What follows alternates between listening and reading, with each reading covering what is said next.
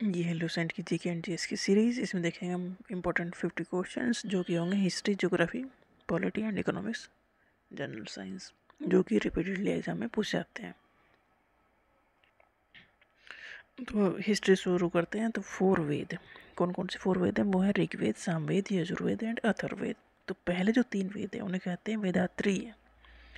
रायोज of Vedas, Atharvaveda last में add किया गया।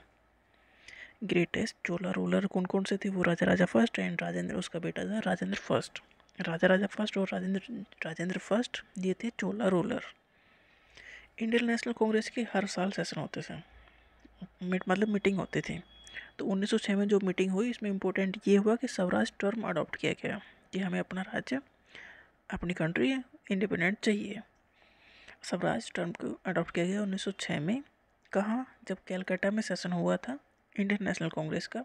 इस सेशन की लीडरशिप किसने की थी? वो थी दादा भाई नौरोजी। तो सारे ही पॉइंट इंपॉर्टेंट है।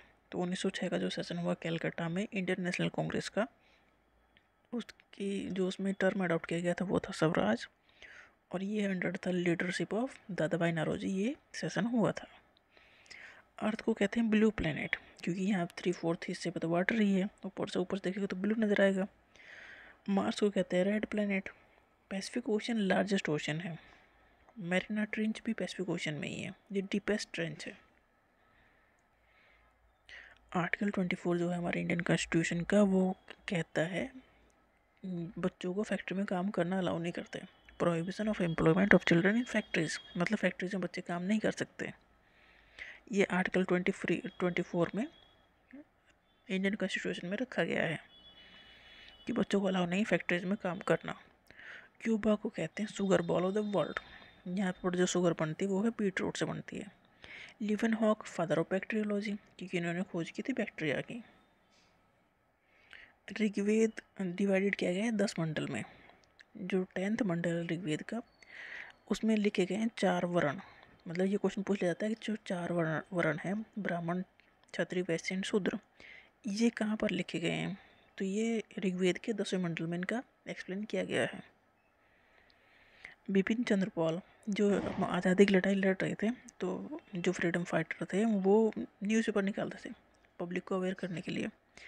तो ये पूछा जाता है कौन सा न्यूज़पेपर किसने और किस लैंग्वेज में निकाला।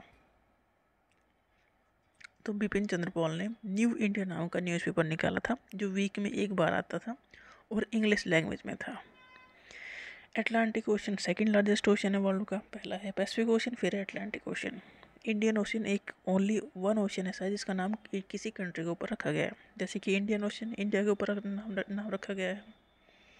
आर्टिकल जो 30 है इंडियन कॉन्स्टिट्यूशन का, वो है about the right of minorities, है कि वो अपना एजुकेशन इंस्टीट्यूट खोल सकें। Article 40 about the village panchayat, तो ये पूछा था कि पंचायत के बारे में किस आर्टिकल में लिखा गया, तो आर्टिकल 40 है विलेज पंचायत का। गरीबी हटाओ, ये ना मेन ऑब्जेक्टिव था किस 5 ईयर प्लान का? 4th 5 ईयर प्लान जो न किया लागू हुआ 1969 से 1974 तक, उसका था ये गरीबी हटाओ। 4th 5 ईयर प्लान का मेन ऑब्जेक्टिव था कि गरीबी हटाओ, क्योंकि जब गरीबी बहुत ज़्यादा थी। इंसेक्टिसाइड्स, इंसेक्ट को मारने वाले केमिकल्स जो है उन्हें कहते हैं इंसेक्टिसाइड्स। जो फसल को ख़राब करते थे इंसेक्ट्स उन्हें मारने के लिए फिर इंसेक्टिसाइड यूज़ किए गए। तो उसका एग्जाम्पल है DDT।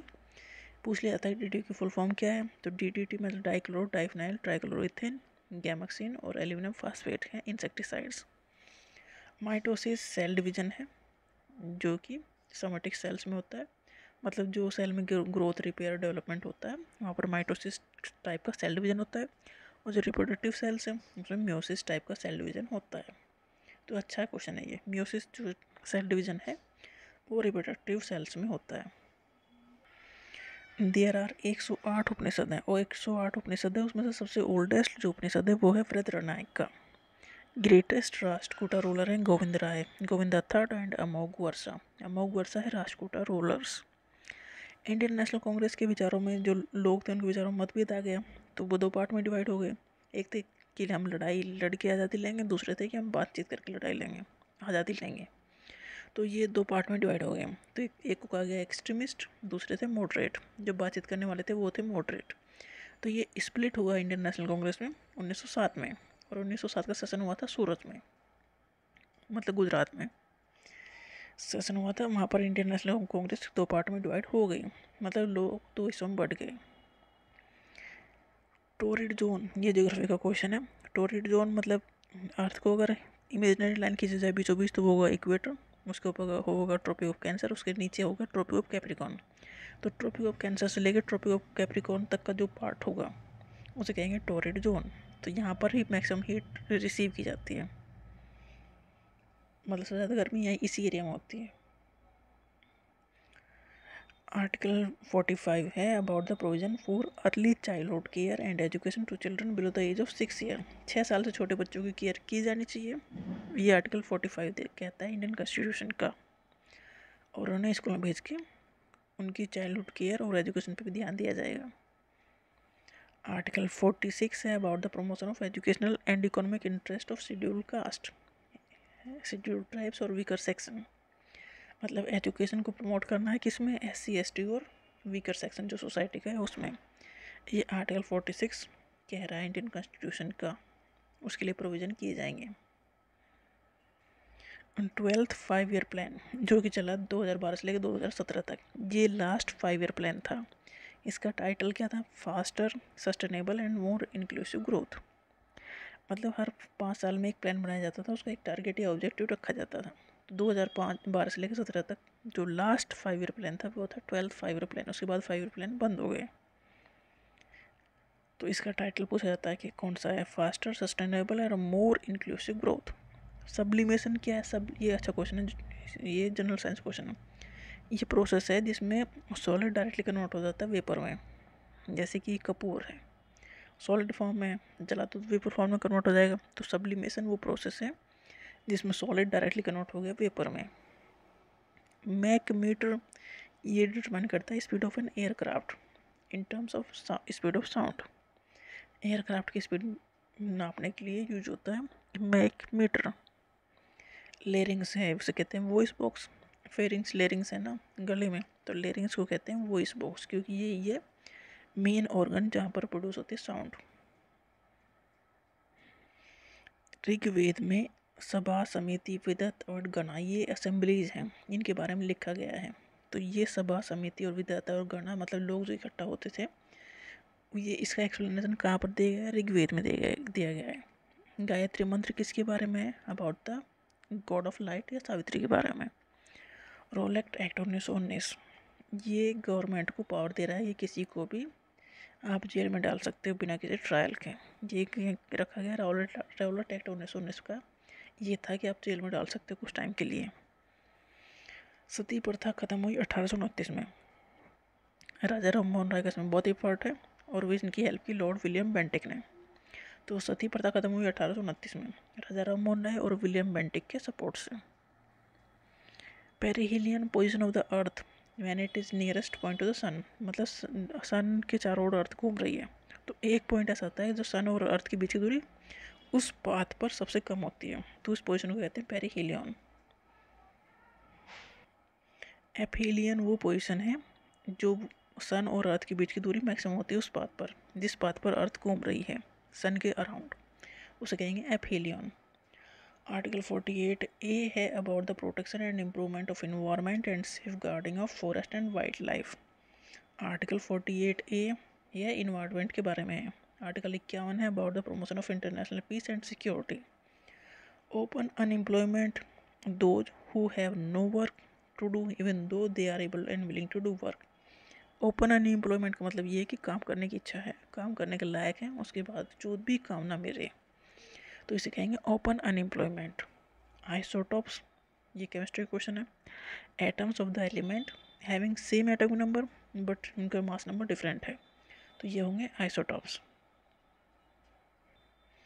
अकॉर्डिंग टू ऐत्रेय ब्राह्मणा, ऐत्रेय ब्राह्मणा में कहा गया कि जो डॉटर है वो सोर्स है मिजरी का और सन है वो फैमिली का प्रोटेक्टर है। तो ये सेंटेंस देख पूछ लिया जाता है कि ये कहाँ पर लिखा गया है, तो ऐत्रेय ब्राह्मणा में लिखा गया है ये।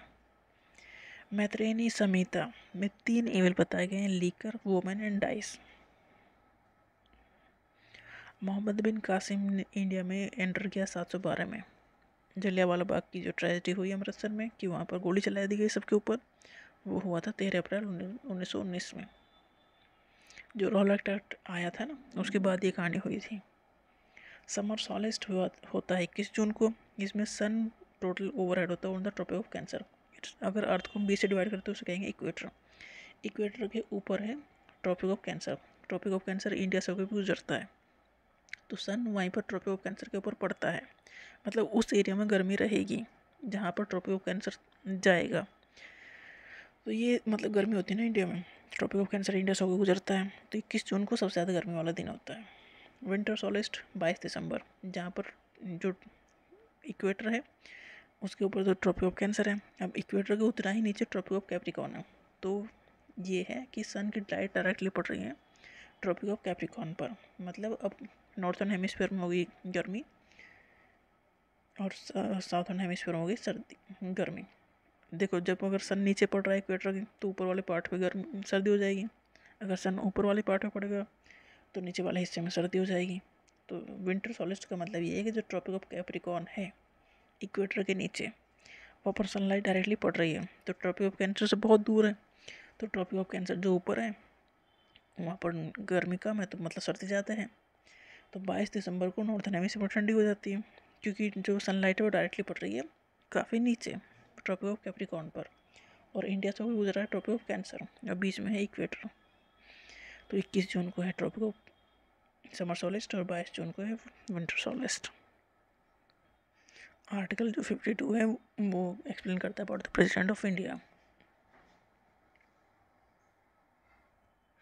Article 72 about the power of the president. President के पास कौन कौन सी पावर है?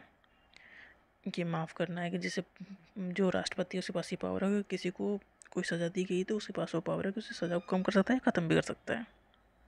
तो ये आर्टिकल 72 में लिखी गई हैं कौन कौन सी पावर है प्रेसिडेंट के पास।